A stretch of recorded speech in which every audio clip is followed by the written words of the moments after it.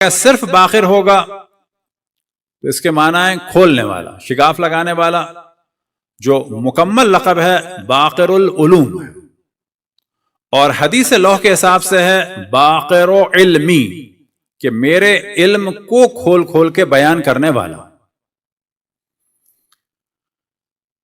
امام محمد باقر علیہ السلام سے جو ایک نماز حاجت بیان ہوئی، اور بہت ہی سمپل اور بہت ہی سادی سی ہے، سمپل 2 رکعت نماز فجر کی طرح سے۔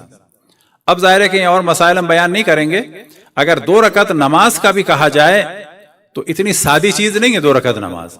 اس کے معنی کیا ہے 2 رکعت نماز کے؟ کہ اس کا غسل صحیح ہو۔ یہ جب ہم نے بار بار توجہ دلاتے رہتے ہیں بیچ بیچ میں، کیونکہ روزوں کا نماز کا دار و مدار ہے صحیح غسل۔ اچھا، اب اگر 2 رکعت نماز پڑھنی ہے تو صحیح کیا ہو؟ صحیح وضو ہو، اس کو نماز کے ارکان کا علم ہو، نماز میں کتنا جسم چھپانا ہے اس کا علم ہو، نماز کن چیزوں سے باطل ہوتی ہے اس کا علم ہو، پھر جا کے 2 رکعت نماز ہو۔ بس 2 رکعت نماز پڑھنی ہے سمپل سی، یعنی پہلی رکعت میں سورہ حمد، دوسری رکعت میں کوئی بھی سورہ، پھر دوسری رکعت میں سورہ حمد، اس کے بعد کوئی بھی سورہ۔ پھر جب نماز ختم ہو جائے تو ایک چھوٹی سی دعا ہے، یا ابصر الناظرین، اے سب سے زیادہ بہتر دیکھنے والے، یا اسمع السامعین، اے سب سے زیادہ بہتر سننے والے، یا اسرع الحاسبین، اے سب سے زیادہ تیز حساب کرنے والے، اقضی حاجتی، تو میری اس حاجت کو پورا کر دے۔ اس کے بعد اپنی حاجت کو اپنی زبان میں بیان کر دے۔ اب اگر کوئی عربی میں کہے تو بھی اچھا ہے، یا دلی دل میں کہہ دے، اے سب سے زیادہ بہتر دیکھنے والے، اے سب سے زیادہ بہتر سننے والے، اے سب سے زیادہ تیز حساب کرنے والے، تو میری اس حاجت کو پورا کر دے۔ اردو میں بھی کہہ دیں، عربی میں کہیں تو بہت اچھا ہے، لیکن معنی آتے ہوں تو اور اچھا ہے، لیکن معنی نہ آتے ہوں تو پھر اردو میں کہتے ہیں زیادہ اچھا ہے، تاکہ اللہ سبحانہ و تعالیٰ سے ایک لوح لگے، اور جس سے ہم مخاطب ہیں اس کی ایک صفت بیان ہو۔ اللہ سبحانہ و تعالیٰ کی صفات میں سے ایک صفت کیا ہے؟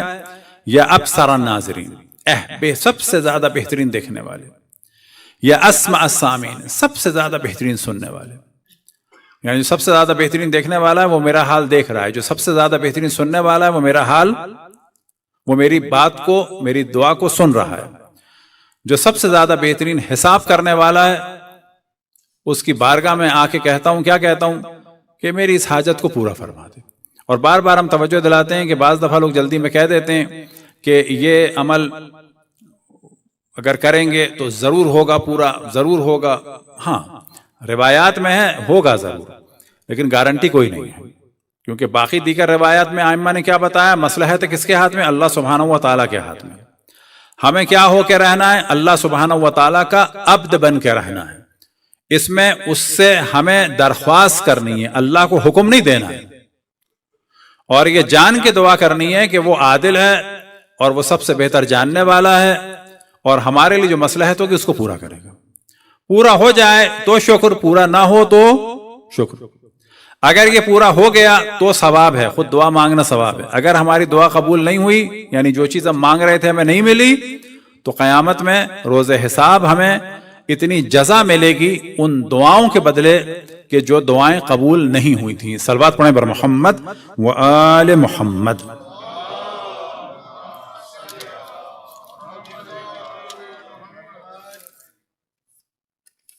کوشش ہم کرتے ہیں کہ بعض ان چیزوں کو بھی بیان کریں جو چھپی ہوئی ہیں۔ پچھلی دفعہ بھی ہم نے بیان کیا تھا 2 دعائیں تبسل ہیں، ایک وہ معروف ہے کہ جن میں جس کے آخر معصوم کے ساتھ ایک جملہ آتا ہے، یا وجیہا عند اللہ اشفع لنا عند اللہ، جناب سیدہ سلام اللہ کے ساتھ آتا ہے، یا وجیہتا عند اللہ اشفعی لنا عند اللہ۔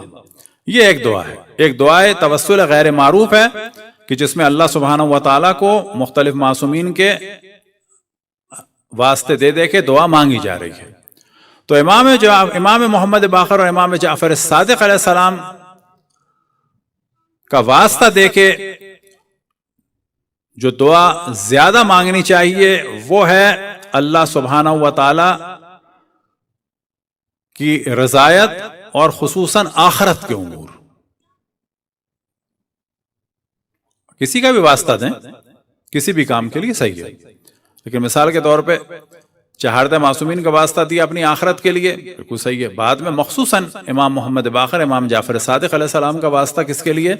آخرت کے امور کے لیے، یعنی مرنے کے بعد جو بھی امور ہیں، قبر کا ہے، برزخ کا ہے، محشر کا ہے، یہ سارے امور کہ خداوند تبارک و تعالیٰ ان سارے ہمارے امور کو آسان فرمائے بحق محبت اہل بیت علیہم الصلاۃ والسلام۔ اور یا اللہ تجھے واسطہ ہے کہ جتنی جگہ پر بھی ذکر امام محمد باقر علیہ السلام ان 24 گھنٹوں میں ہوگا، اور ان تمام آنے والے مؤمنین کے صدقے میں جو مؤمنین اس وقت عالم برزخ میں اگر کسی پریشانی میں مبتلا ہیں، تو امام محمد باقر، امام جعفر صادق اور پھر تمام انبیاء اور تمام معصومین خصوصاً حضرت فاطمہ سلام اللہ علیہا کے صدقے میں ان کی برزخ کی مشکلات کو حل فرما۔ اس دعا کی قبولیت کے لیے بر محمد والے محمد صلوات۔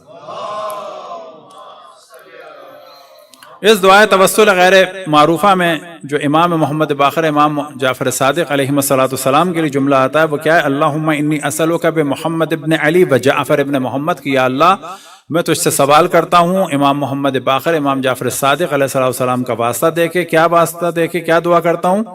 اللہ عنتنی بہما علی امر آخرتی، کہ تو میری مدد فرما ان کے صدقے میں میرے آخرت کے مسائل اور مراحل کے بارے میں، بطاعت کا و رضوان کا، تیری طاعت کے لیے اور تیری رضایت کے لیے، وَبَلَّغْتَنِي بِهِمَا مَا يُرْضِيكَ إِنَّكَ فَعَالٌ لِمَا تُرِيدُ، اور تجھے واسطہ دیتا ہوں ان دونوں کا کہ مجھ تک پہنچا دے ہر وہ چیز کہ جس کے ذریعے سے تو راضی ہو جائے، یعنی آخرت میں تو ہم سے راضی ہو جائے، اس کے لیے جو علوم ہے وہ بھی ہم تک پہنچا دے۔ کس کا واسطہ دے کے؟ امام محمد باقر، امام جعفر صادق کا۔ اس کے بعد انکا فعال لما ترید، کہ بتحقیق تو جس چیز کو کرنا چاہتا ہے انجام دے سکتا ہے۔ صلوات پڑھیں بر محمد و آل محمد۔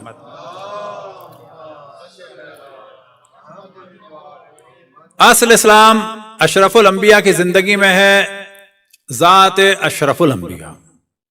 اشرف الانبیاء کے بعد جو آپ نے اسلام اور ہدایت کے لیے دو چیزیں چھوڑی ہیں وہ کیا ہیں؟ قرآن و اہل بیت۔ اور قرآن بھی سمجھ میں آئے گا کس کے ذریعے سے؟ اہل بیت۔ تو نتیجہ کیا نکلا؟ جس طرح سے اشرف الانبیاء کی زندگی میں محور کون ہے؟ ذات اشرف الانبیاء کی ذات۔ حتیٰ قرآن بھی نہیں ہے، یاد رکھیں، قرآن بھی کس سے ملے گا؟ اشرف الانبیاء سے ملے گا۔ کوئی اشرف الانبیاء کو نبی مانتا ہے، رسول مانتا ہے، صادق مانتا ہے، امین مانتا ہے، تو ان کے قول کو قرآن سمجھے گا نا۔ قرآن کس نے بتایا؟ ہمیں اشرف الانبیاء نے بتایا، کوئی آسمان میں لکھا ہوا تھوڑی آیا تھا۔ تو بعد اشرف الانبیاء، جس طرح سے اشرف الانبیاء کی زندگی میں محور کون ہے؟ ذات مقدس رسول اللہ۔ حتیٰ قرآن بھی نہیں، قرآن بھی ان سے ملے گا۔ بعد اشرف الانبیاء قرآن بھی سمجھ میں آئے گا کس سے؟ اہل بیت سے۔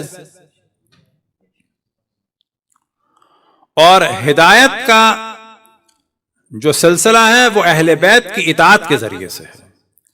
پس جو اشرف الانبیاء کی زندگی میں دنیا سے چلا گیا اور ان کو مانتا تھا، یعنی منافق نہیں تھا، تو وہ ہدایت پہ۔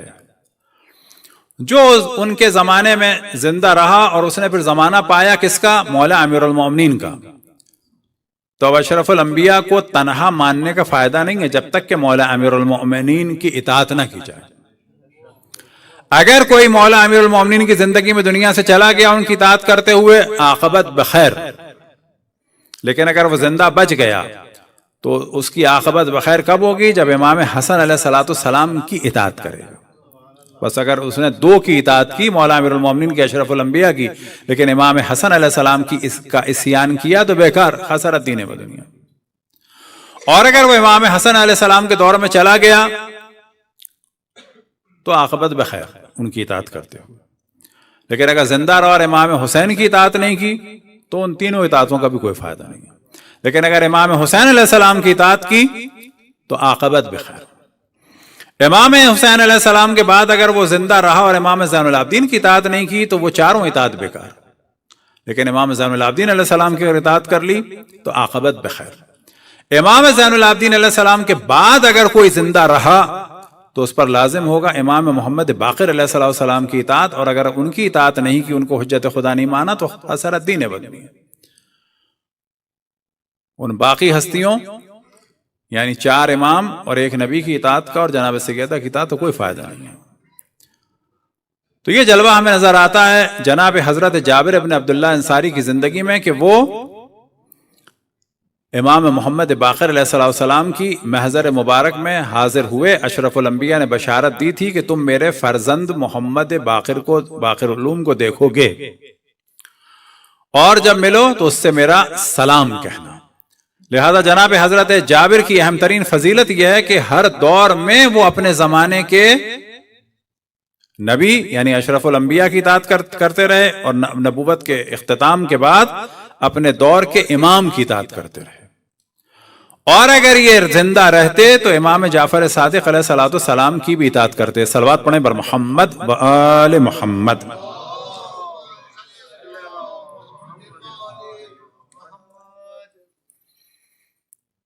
جس طرح سے مامون امام رضا علیہ السلام سے مناظرے کراتا تھا اور چاہتا تھا کسی بھی طریقے سے شاید کوئی نہ کوئی شکست دے جائے،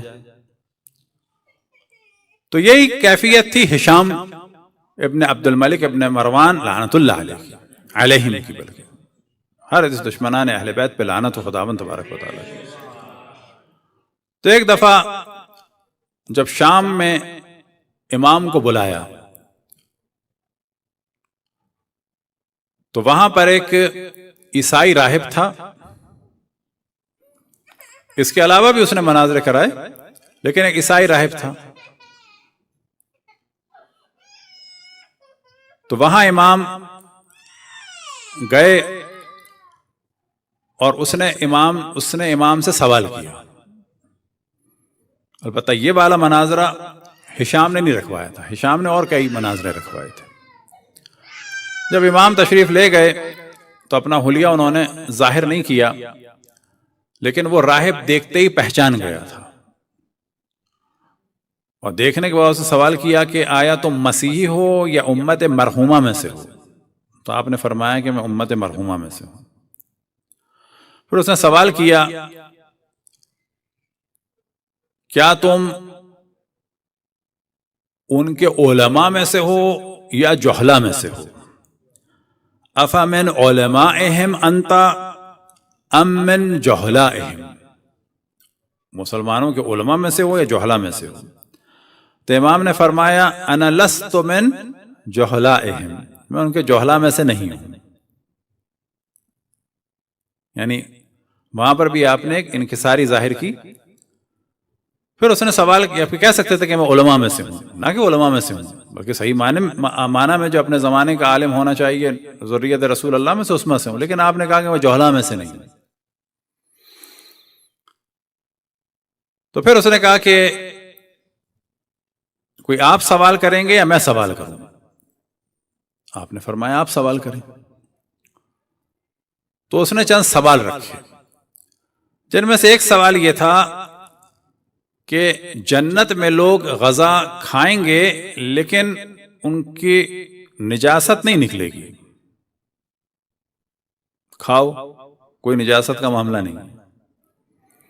کیا ایسی کوئی مثال دنیا میں ہے؟ آپ نے کہا بطن مادر میں بچہ، اس کو غذا ملتی ہے لیکن اس کو حاجت نہیں ہوتی۔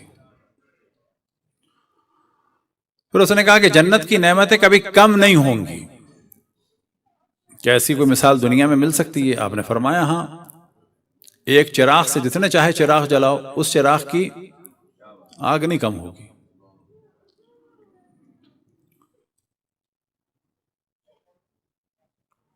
پھر اسے سوال کیا کیا کوئی ایسا وقت ہے کہ جو نہ دن ہے نہ رات ہے؟ تو امام نے فرمایا ہاں، طلوع فجر سے لے کے طلوع آفتاب، یہ ایک ایسا وقت ہے کہ نہ یہ دن ہے اور نہ یہ رات ہے۔ پھر اسے سوال کیا کہ ایک اب سوال میں کرتا ہوں، اس کا جواب تم نہیں دے پاؤ گے۔ تو آپ نے فرمایا کہ کہو۔ کہا کہ 2 بھائی ایک ساتھ پیدا ہوئے، 2 بھائی ایک ساتھ پیدا ہوئے، ایک ساتھ مرے، ایک 50 سال کا ایک 150 سال کا۔ 2 بھائی ٹوئنز، ساتھ پیدا ہوئے، ساتھ مرے، لیکن ایک کی عمر دنیا میں 50 سال، ایک کی عمر دنیا میں 150 سال. تو آپ نے فرمایا کہ یہ دو بھائی ہیں،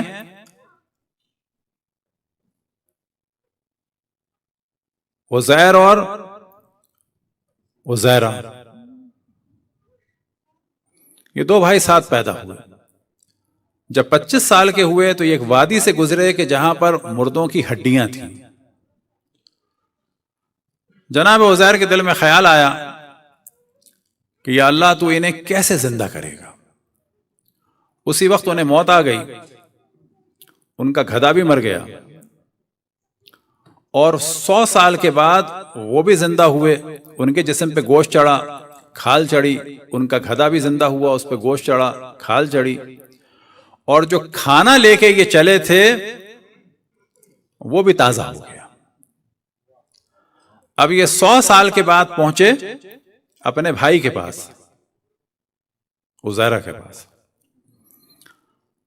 اور وہ ان کو نہیں پہچان پائے، جس کی ممکن ہے وجہ یہ ہو کہ بینائی ختم ہو گئی ہو، کم ہو گئی ہو، اور خود ان کے پوتا پوتی ہو چکے تھے، اور پوتا پوتی کی بھی نسلیں وہ لوگ بھی نہیں پہچان پائے. لیکن جب انہوں نے باتیں شروع کی تو انہوں نے کہا کہ تم کون ہو کہ جو اتنی دقت کے ساتھ ہمارے حالات کو جانتے ہو. تو انہوں نے بتایا کہ جب میرے ذہن میں ان ہڈیوں کو دیکھ کے یہ سوال ہوا تھا تو خداوند تبارک و تعالیٰ نے مجھے موت دے دی تھی. وہ تو انہوں نے دیکھا تھا کہ مر گئے، لیکن اب میں دوبارہ زندہ ہوا ہوں اسی واقعے کو دیکھنے کے لیے. تو یہ دو بھائی تھے جو ساتھ پیدا ہوئے، ساتھ مرے. ایک کو دنیا میں عمر ملی 25 سال، کیونکہ وہ 25 سال کے دنیا سے گئے تھے، پھر دوبارہ زندہ ہو گئے. تو ابھی کتنی عمر ہے؟ 25 سال. اب 25 سال اور زندہ رہے. یعنی جب بھائی 125 سال کا تھا تو مزید 25 سال زندہ رہے. یہ ہو گئے 50 سال کے. بھائی کتنے کا ہو گیا؟ 150 سال کا. صلوات پڑھیں پر محمد و آل محمد.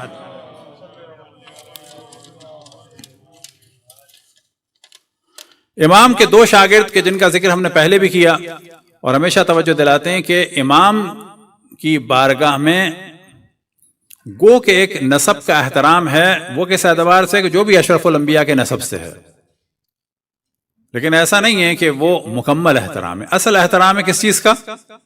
عمل کا. اصل احترام عمل کا ہے. لہذا امام کے اصحاب میں سے ایک تھے جن کا نام تھا سعد بن عبد الملک بن عبد العزیز. عبد العزیز کی نسل سے، یعنی بنو امیہ میں سے بھی تھے، اور بنو امیہ میں سے بھی خصوصاً کس خاندان سے؟ بنو مروان سے. یہ ایک دفعہ امام کی خدمت میں تھے اور یہ نقل ہوا نعمان بن بشیر سے. تو نعمان بن بشیر کہتے ہیں کہ ایک دفعہ میں نے دیکھا کہ سعد بن عبد الملک امام کی بارگاہ میں رو رہے ہیں جس طرح سے ایک عورت روتی ہے. تو امام نے کہا کیوں رو رہے ہو؟ تو سعد نے کہا کہ میں کیوں نہ روؤں، میں اس نسل سے ہوں جسے قرآن میں شجرہ ملعونہ کہا گیا ہے، یعنی بنو امیہ، میں اسی سے ہوں. تو امام نے فرمایا لست منہم، تم ام میں سے نہیں ہو. انت اموی منا اہل البیت، تم بنو امیہ کے وہ فرد ہو کہ جو ہم اہل بیت میں سے ہو. صلوات پڑھیں پر محمد و آل محمد.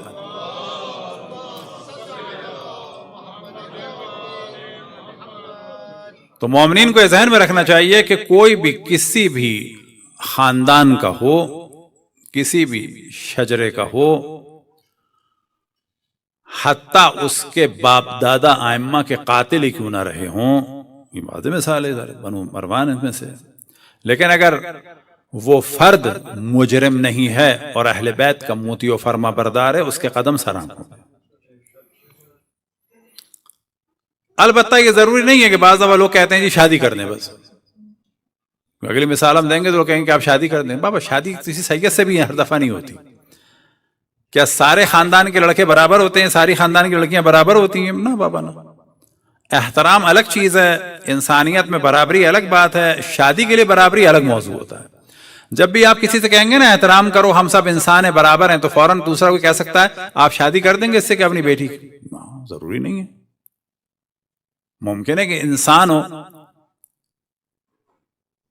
اس کا احترام ضروری ہے، شادی ضروری نہیں ہے.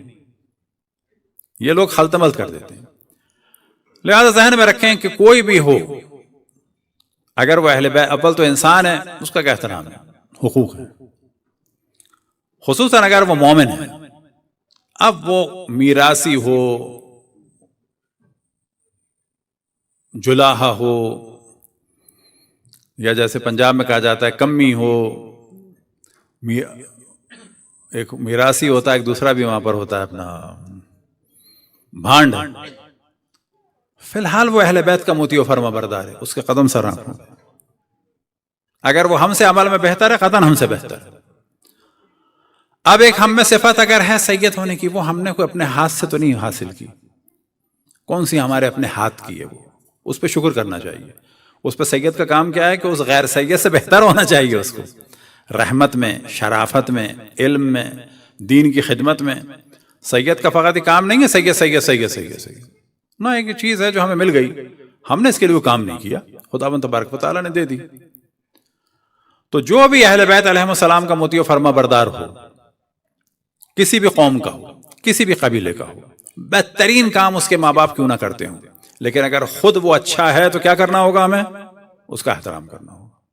یعنی فرض یہ کر لیتے ہیں آپ کو پتا چل جائے کہ جی یہ فلانا شخص ہے، اس کا باپ گناہ کے پیشے میں تھا، اس کی ماں گناہ کے پیشے میں تھی، رقص میں تھی، موسیقی میں تھی، فسق میں تھی، فجور میں تھی، شرابی ہیں لوگ.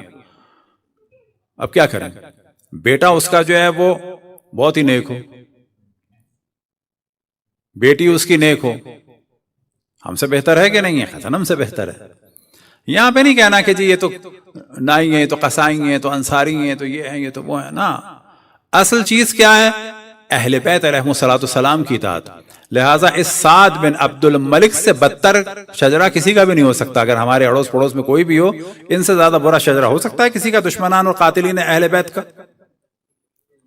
یعنی آپ کو آج کوئی ملے گا جس کے گھر والوں نے ائمہ کو قید کیا ہو؟ آج کوئی ملے گا فزیکلی؟ کوئی بھی ایسا، کوئی بھی آج دنیا میں ایسا کوئی آدمی ہے ہی نہیں. لیکن امام کیا فرما رہے ہیں اطاعت کی وجہ سے؟ انتا اموی من اہل البیت، تم بنو امیہ کے وہ فرد ہو کہ جو ہم اہل بیت میں سے ہو. زمانہ اتنا سخت تھا امام محمد باقر علیہ السلام کا، آخر کا زمانہ، خصوصاً ہشام کا دور. اب یاد رکھیں کہ ایک زمانہ تھا ان کا جو ٹکراؤ چل رہا تھا بنو امیہ بنو عباس کا، تو ذرا مسئلہ دب جاتا تھا. انہی کے ایک شاگرد تھے کہ جن کا میں نے 12 ذکر کیا ہے، جناب حضرت جابر جعفی، جابر بن یزید جعفی رضوان اللہ تعالی علیہ. ان کے پاس امام کی نایاب احادیث تھیں، حتیٰ امام نے ان سے فرمایا تھا اگر تم نے ان باز کو بیان کیا نا اہل کے پاس تو میری اور میرے آبا کی تم پہ لعنت ہوگی، اس کو بیان بھی نہ کرنا سوائے اس کے اہل کے. ان کے ساتھ واقعہ یہ ہوا کہ ایک دفعہ جب یہ مدینے سے چلے تو امام نے ان کو رخصت کیا، خدا حافظی ہوئی. جب مدینے سے باہر جا کے کافی فاصلہ گزر گیا، یعنی 1.5 دن 3 دن گزر گئے، تو ایک منزل میں تھے اور بہت خوش تھے. اچانک ایک لمبا سا آدمی آیا کہ جس کا چہرہ گندم گون تھا، یعنی گندمی رنگ کا ایک آدمی آیا بہت لمبا سا،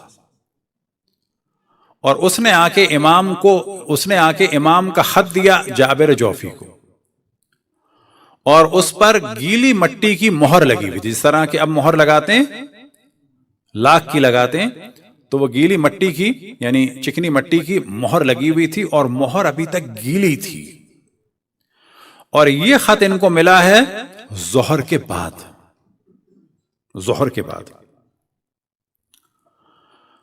اب جناب جابر ابن جعفی کی معرفت کا عالم دیکھیں کہ جیسے وہ آیا شخص اور اس نے آ کے خط دیا تو انہوں نے آنکھوں پہ خط کو لگایا اور پوچھا کہ یہ امام، مٹی گیلی دیکھی تو پوچھا یہ امام نے کب دیا ہے؟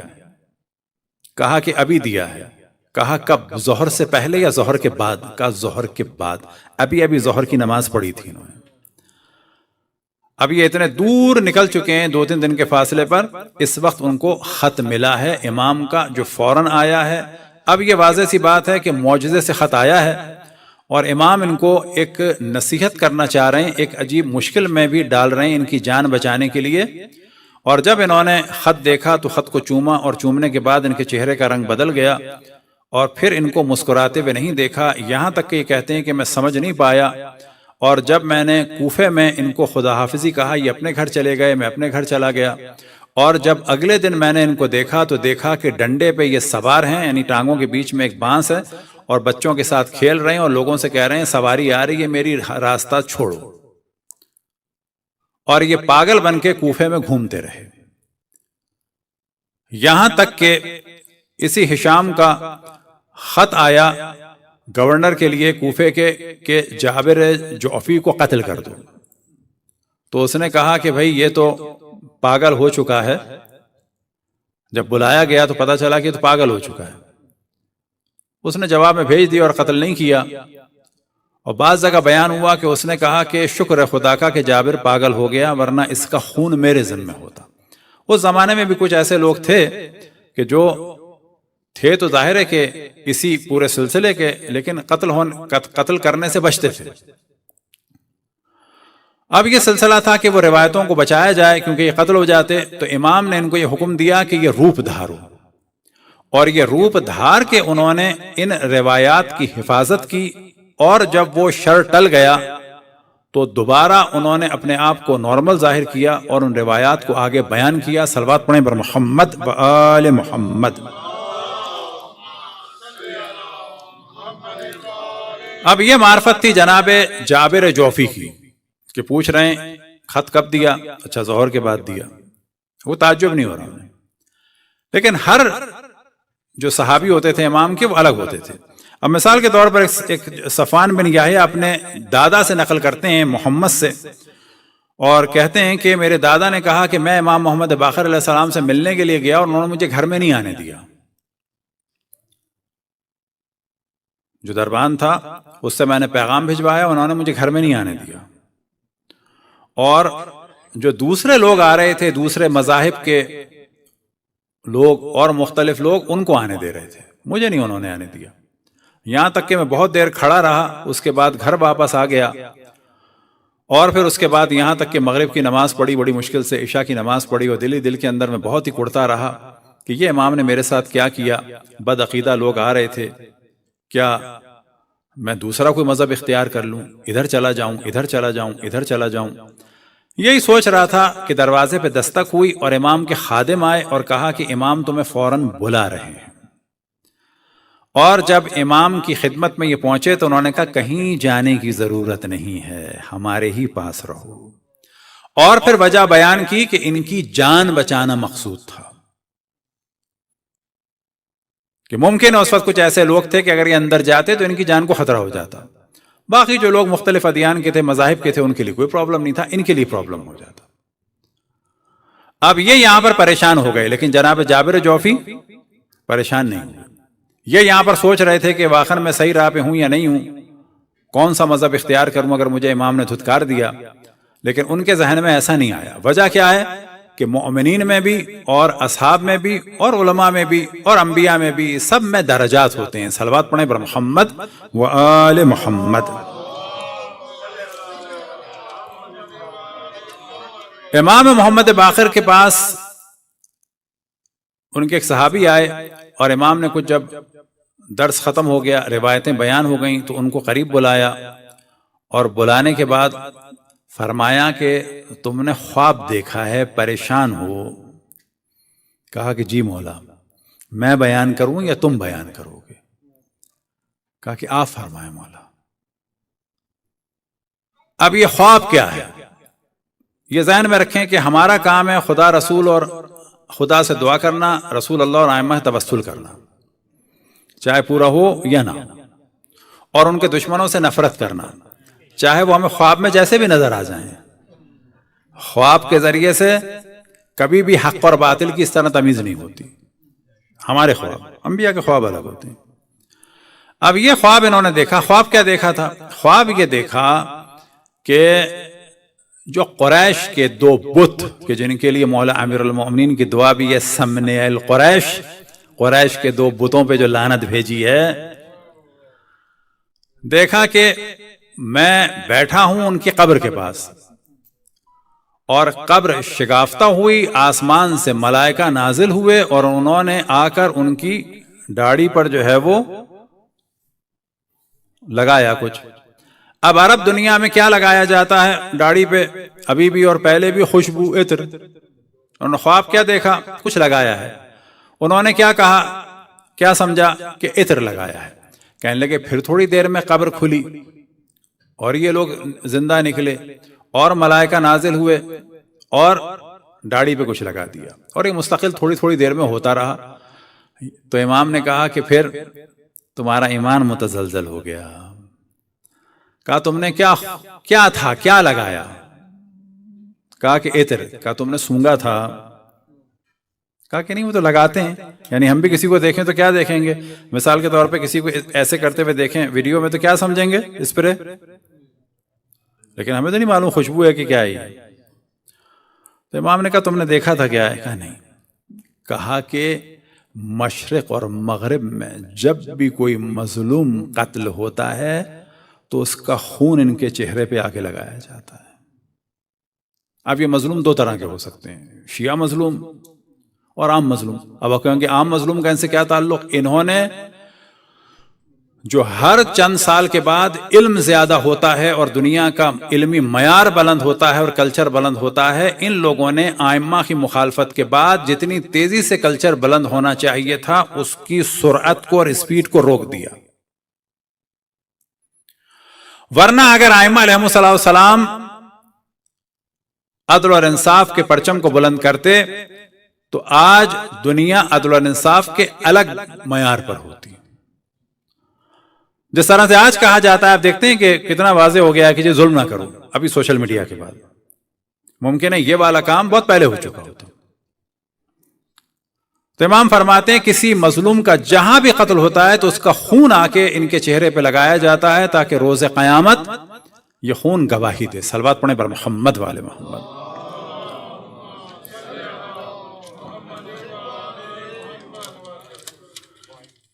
وقت بھی کم ہے، ایک دو روایتیں جلدی سے بیان کر دیتے ہیں۔ من حسنت نیتہ زیدہ فی رزقہ، جو اپنی نیت کو اچھا کرتا ہے اس کے رزق میں اضافہ ہوتا ہے۔ صرف نیت کی بات ہو رہی ہے، اگر آپ اچھا ہم لوگ کر دیں پھر تو نور۔ ابھی اگر نیت ہی رکھی ہے کہ اگر میرے ساتھ ایسا ہو گیا تو مومنین کے لیے یہ کروں گا، فلانے کو یہ فائدہ پہنچاؤں گا، فلانے کو یہ فائدہ پہنچاؤں گا، یہ نیت ہی رکھی ہے تو اس سے ہی رزق زیادہ ہو جائے گا۔ البتہ نیت اللہ کو دھوکے کے لیے نہیں دی جا سکتی، یعنی واقعا نیت ہو کہ میں اگر ایسا ہو گیا تو ایسا کروں گا، ایسا ہو گیا تو ایسا کروں گا، یہ نیت کرنا ہی۔ اب اگر نظر مان لی، قسم کھا لی، عہد کر لیا کہ اگر میری نوکری ہو گئی تو اتنے % غریبوں کو دوں گا، یہ تو نیت سے بھی بڑھ کر ہے۔ یعنی پہلا مسئلہ کیا ہے کہ ہم سوچ رہے ہیں ایسا کروں گا، دوسرا مرحلہ کیا ہے کہ ہم نے قسم کھا لی اگر نوکری ہو گئی تو میں قسم کھاتا ہوں، اگر نوکری ہو گئی تو یہ میرا اللہ سے عہد ہے، یا میں نظر کرتا ہوں۔ اس سے بڑھ کر مرحلہ کیا ہے کہ انسان لوگوں کی مدد کرنے لگے مثلا، تو یہاں پر پہلے مرحلے کی بات ہو رہی ہے، نیت ہی کر لی ہے تو یہ نیت فقط رزق میں اضافے کا سبب بنتی ہے۔ صلوات پڑھیں پر محمد و آل محمد۔ تبسم الرجل علی وجہ اخیہ المؤمن حسنہ، اپنے مومن بھائی کی جانب دیکھ کے مسکرانا جو ہے وہ خود ایک عبادت ہے۔ لہذا جو اہم ترین ایک فضیلت مومنین کی ہونی چاہیے کہ جب بھی مومنین ملیں، چاہے جلدی میں ہوں چاہے دیر میں ہوں، ملیں، مسکرائیں، بات کریں، چیت کریں، یعنی اس کو یہ محسوس ہو کہ یہ مجھ سے خوش ہیں اور اچھے تعلقات ہیں۔ یہ خود ایک بہت بڑی عبادت ہے اور اس عبادت کے ذریعے سے بہت ساری بلائیں دور ہو سکتی ہیں۔ اس کے برعکس اگر کسی کو ذلیل کیا، رسوا کیا، جان بوجھ کے اس کو دھتکارا، ٹالریٹ کیا، چہرہ موڑا، تو یہ چیزیں گو کہ مارنا پیٹنا نہیں ہے، لیکن اگر کسی کی دل آزاری کا سبب بنے اور یہ جان بوجھ کے ہو تو مطمئن ہو جائیں کہ اس سے ہی رزق میں بھی کمی ہوتی ہے، عمر میں بھی کمی ہوتی ہے، برکتوں میں بھی کمی ہوتی ہے، اور بلائیں بھی نازل ہوتی ہیں فقط اسی کام سے۔ آج کا دن مدینے میں ایسا تھا جیسے اشرف الانبیاء دنیا سے رخصت ہو گئے، لیکن یہی دن نظر آیا تھا کب کہ جب اشرف الانبیاء دنیا سے رخصت ہوئے۔ ایسا ہی دن نظر آیا تھا کب کہ جب امام حسن جب جناب سیدہ دنیا سے رخصت ہوئی تھیں۔ پھر ایک وقت آیا تھا کہ محلہ بنی ہاشم میں گریے بلند تھے، کب کہ جب امام زین العابدین دنیا سے رخصت ہوئے، اور آج امام محمد باقر دنیا سے رخصت ہوئے ہیں، اور مدینے میں وہ لوگ کہ جو اہل بیت کے چاہنے والے ہیں، اور خصوصاً محلہ بنی ہاشم میں گریوں کی آوازیں بلند ہو رہی ہیں۔ اجرکم علی اللہ۔ ایک وقت آیا کہ ہشام نے امام کو زہر دلوایا، اور بعض جگہ بیان ہوا کہ اس کے بھتیجے کا بیٹا جو ابراہیم تھا اس نے یہ کام انجام دیا، اور ایک وقت آیا کہ جس طرح سے اشرف الانبیاء کے جسم میں زہر پھیل چکا تھا، ایک وقت آیا کہ جس طرح سے امام حسن کے جسم میں زہر پھیل چکا تھا، ایک وقت آیا کہ جس طرح سے امام زین العابدین کے جسم میں زہر پھیل چکا تھا، اب ایک وقت ہے کہ امام محمد باقر علیہ السلام کے جسم میں زہر پھیل چکا ہے۔ لیکن ایک وہ وقت تھا کہ جب اشرف الانبیاء دنیا سے رخصت ہوئے، ایک وہ وقت تھا کہ جب جناب سیدہ دنیا سے رخصت ہوئی، ایک وہ وقت تھا کہ جب امام حسن دنیا سے رخصت ہوئے، ایک وہ وقت تھا کہ جب امام زین العابدین دنیا سے رخصت ہوئے، ایک یہ وقت ہے مدینے میں کہ امام محمد باقر دنیا سے رخصت ہو رہے ہیں۔ لیکن ایک وہ وقت بھی تھا کہ جب کربلا کے میدان میں امام حسین کا سر تن سے جدا ہونے والا تھا۔ مصائب اشرف الانبیاء ایک جانب، مصائب جناب سیدہ ایک جانب، مصائب مولا امیر المومنین ایک جانب، مصائب جناب امام حسن، امام زین العابدین، امام محمد باقر اور باقی ائمہ ایک جانب۔ لیکن امام حسن نے خود فرما دیا، امام حسین کو دیکھ کے جب وہ گریہ فرما رہے تھے، لا یوم کا یوم کا یا ابا عبداللہ، اے حسین جیسی مظلومیت کا دن تمہارا ہوگا ایسی مظلومیت کا دن کسی کا نہ ہوگا۔ اب ایک وقت آیا کہ امام محمد باقر علیہ السلام کے جسم میں زہر پھیل چکا ہے، کبھی غشی آتی ہے تو کبھی آنکھ کھولتے ہیں۔